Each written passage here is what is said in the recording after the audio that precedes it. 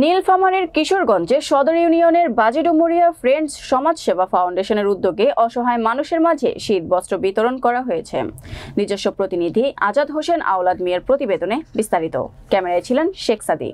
Friends সমাজসেবা ফাউন্ডেশনের সভাপতি ইঞ্জিনিয়ার শামীম হোসেনের সভাপতিত্বে প্রধান অতিথি হিসেবে উপস্থিত ছিলেন আবুল হোসেন মাস্টার।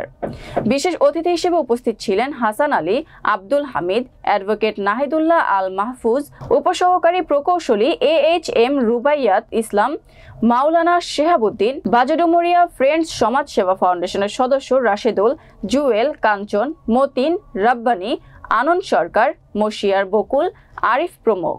সংগঠনের সভাপতি শামীম হোসেন বলেন, ভবিষ্যতেও তাদের পাশে থাকব। মানুষের মাঝে আমাদের সেবাসমূহ অব্যাহত থাকবে। আমার অন্য কোনো চিন্তা ভাবনা নেই। আমি কোনো রাজনীতি করতে আসিনি। আমি কোনো নির্বাচন করব না। আমার শুধু জনগণের সেবামূলক কাজ চালিয়ে যাব। এটাই আমাদের লক্ষ্য ও উদ্দেশ্য।